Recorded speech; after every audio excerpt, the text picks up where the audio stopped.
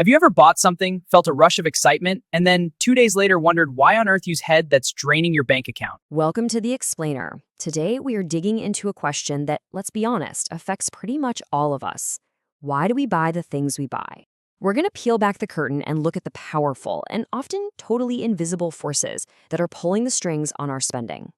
So, just to get a sense of how big of a deal this is, look at this number, 70%. A recent survey found that a staggering 70% of Americans are living paycheck to paycheck. That's not just some abstract statistic. That is the day-to-day reality for millions and millions of people. I mean, have you ever felt that constant financial pressure? Or you look at your bank account at the end of the month and just think, where did it all go? Well, if you have, you are so not alone. It's an incredibly common feeling, and it can feel like a really, really tough cycle to break. All right, so let's get into it. To figure out how to get out of this trap, we first have to understand how we get into it in the first place, right? So we're going to start by looking at two really powerful psychological effects that can pick off this whole cycle of just buying stuff. And that brings us to this quote from way back in 1769. It's from a French philosopher, Denis Diderot. See, he got this beautiful, really elegant scarlet dressing gown as a gift. And what happened next? Well, it had this completely unexpected spiraling effect on his entire life and his wallet. Yeah, this whole experience was so impactful that it actually led to a term we still use today, the Diderot effect. It's this idea that getting one new, shiny thing, it doesn't just stop there. It's kind of like a gateway purchase. It can trigger this whole chain reaction of buying more and more and more stuff to match it. So for Diderot, his fancy new gown suddenly made all his old comfy stuff look, well, cheap and shabby. First, his old chair just didn't cut it anymore, so he replaced it with a nice leather one. But then, of course, the new chair made his old desk look totally out of place, so he had to buy an expensive new desk. And this just kept going and going until his entire study was brand new, and he was deep in debt. And this story, it perfectly sets up another key idea. Conspicuous consumption.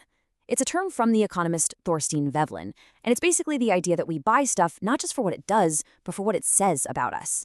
It's all about putting our money and social status on display for everyone to see. Signaling success. Now you might be thinking, okay, that's interesting history, but that was centuries ago. Well, here's the thing. These old ideas have been put on steroids in our modern world.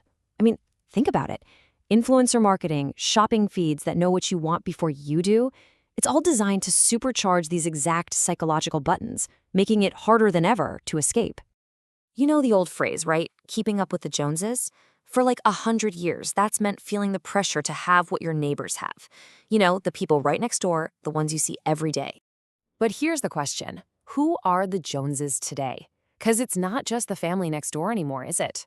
Our peer group has absolutely exploded.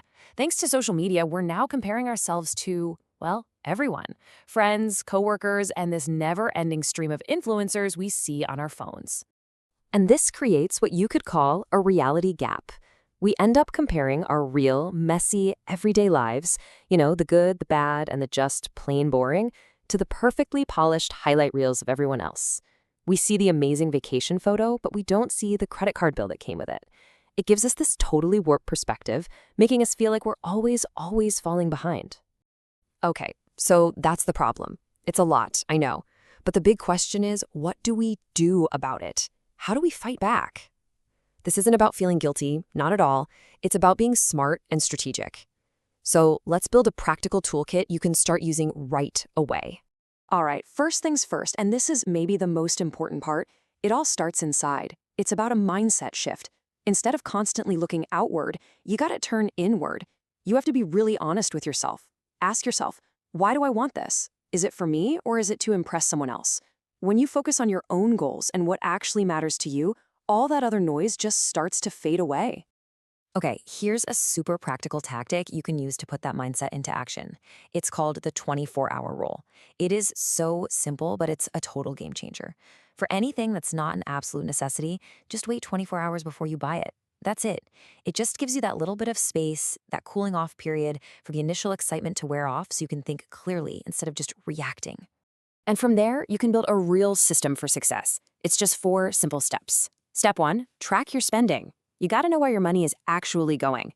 Step 2, create a budget. Give every single dollar a job. 3, cut costs. Look for the easy stuff first, like subscriptions you forgot about. And number 4, and this one is huge, automate your savings. Just set it and forget it. Pay yourself first before anyone else gets a piece. So really, the big takeaway here is that we need to completely redefine what wealth means. It's not about looking rich. It's not the fancy car or the designer clothes.